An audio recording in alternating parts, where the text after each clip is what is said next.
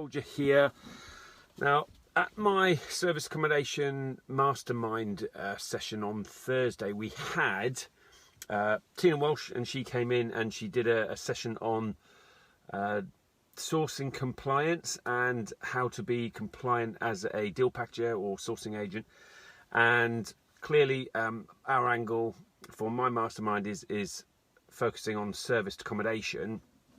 And so I thought it'd be useful to share some of the things that Tina spoke about to my masterminders, and the things that a deal packager or a sourcer should have in her opinion in order to be compliant. I'm going to give you those things now, because these are the things that, you know, she's the expert on the subject. You should be checking before using a deal sourcer and see that they've got these things. So, are they a member with the property ombudsman or the property redress scheme? It's just one or the other. They should be a member of one of those schemes. Should have a minimum of £100,000 of professional indemnity insurance, and again, with all these things, they should be happy to give you proof of these things, and also registered with the ICO, the Information Commissioner's Office, because they're obviously going to be handling people's information, so they should be able to protect that. We all know about GDPR, etc. And then registered with the HMRC anti-money laundering, so that to prove that they've got anti-money laundering provision with HMRC. And what is their business contract? They should be able to show you their business contract explaining what happens with the money. So when is the refund? What happens with the refund? Okay, how does the money get paid? When does it get paid, etc. So that needs to be clear in the contract. So you should definitely check that they've got that provision in place. And then their complaints procedure. It's a legal requirement with the ombudsman that they have their own complaints procedure as well in place. And so if they've got all those things, then you know you should get a warm fuzzy feeling in place that they are operating in a professional manner. So that's, you know, it's not my opinion. I'm not a deal sourcer. I'm not a deal packager. That's in the words of Tina Walsh. Now, if you decide to use a deal packager, so this is where I come in, or deal sourcer for serviced accommodation, I firmly believe that you should be doing your due diligence, your own due diligence on a deal. Where, no matter what type of property investment strategy you're involved in, you should be able to do your own due diligence on a deal before taking a property, whether it be a rent to SA or a purchase to SA or a rent to anything or a purchase to anything. You should be able to do your own due diligence on the deal, because otherwise you are completely relying on their word for it. And let's face it, there are good and bad people in every single walk of life and every single profession, and I personally wouldn't suggest that you completely take somebody's word for it on this, because often there's a lot of money changing hands, isn't there? And so you should be able to do your due diligence on the deal. So with serviced accommodation, you obviously are going to get the details of the deal, and you should be able to check that there is enough demand for serviced accommodation and the property is suitable for serviced accommodation. Does the lease allow it if it's an apartment, for instance? Check out the block management company and check that it's a viable property for using it as serviced accommodation. You should be able to do that. And now, clearly, how do you learn how to do that? Well, you need to get some training on how to do that. That's clearly what I provide here at Progressive, training on serviced accommodation.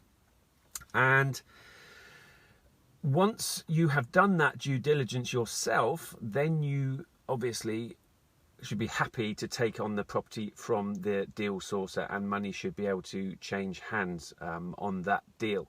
Now, the deal sourcer, with regards to service accommodation, the model that I like the most, if you are going to use somebody to source you property, is actually when serviced accommodation management companies source property on for people to do rent to SA or even purchase to SA, but it's more often rent to SA.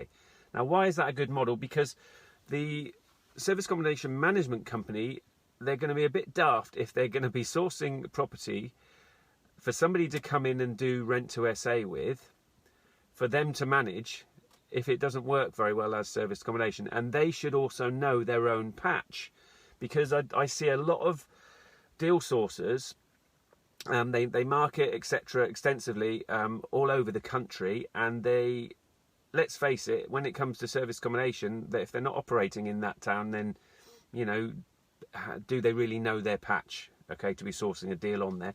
So if an SA management company is sourcing the deal on, and it's for them to manage on their own patch, then again, that's a plus, okay, and that should give you some more confidence and security that it's going to be a good deal. But I'd still suggest you do your own due diligence, because the thing is with SA management is the management company, they're going to be charging a percentage of turnover, and so if the turnover is low, they're still going to get some money. But if the turnover is too low and you're taking the responsibility on for the property, paying the rent and bills, etc., as rent to SA, then you're not going to make enough money.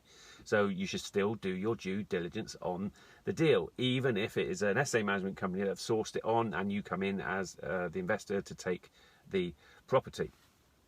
So hopefully that's of use to you. I definitely suggest that you don't just take somebody's word for it, because we've all heard the phrase, you know, visibility is credibility, and some people make an awful lot of noise. I'm not talking about, you know, people in this community, I'm talking about in general. People make an awful lot of noise about their own chosen profession and service accommodation. People make lots of noise about that, and then hey presto, they're sourcing deals on, and a lot of people just assume that it's going to be a good deal purely because they've seen lots of that person posting on social media. And so I don't think that you should just take their word for it, okay? Do your due diligence. If you need training, get some training on it, and that would be my advice to you, okay? And don't go scattergun either. Don't just get properties sourced for you scattered all over the place, because there's no economies of scale in there, and you're not using the same team, and you don't get to learn that area very well if they're scattered all over the place. Now, the other thing that I think you should also do is your due diligence on the SA management company. So how do you do that? Well, ask to see. Now, they're probably going to hopefully have a website with some of their properties listed on it. So clearly have a look at the website, see how that looks. And yes, you know, ideally the properties are going to look nice on the website, but that's great. But it's their website, and they're controlling the information that you are getting there. Go and find the exact same properties listed on Booking.com and Airbnb, if they're on, you know, both obviously, and have a look at them on there, because then you will see the average review scores on that property on Booking.com and on Airbnb, and you'll be able to see the reviews that are being left as well, and what people are thinking of the experience, with the property, of the host, etc. And you'll see how the agent is replying to those reviews, so that will give you a good understanding or an idea of how professional they are as a SA management company. So that's definitely what you should do in terms of doing some due diligence on the SA management company as well. If they are happy to let you speak to some of their existing clients, then that's great, because then you can obviously hear it from other people, other investors, what their experience is of using that SA management company. Now, clearly they're not going to put you in touch with someone that they know is going to slag them off, but you know, some feedback from other clients is better than no feedback. So and if they've got some people that are happy, then that's obviously a good sign. If they haven't got anyone that's happy, then that is not. So hopefully you found that useful, everybody. Do your due diligence on the deal. Do your due diligence on an SA management company as well, and keep yourself safe in your property investing, and you know, with your service accommodation property investing. So hopefully that was useful, everybody. And as I always say, here's to your success in service accommodation. And remember, your future needs you.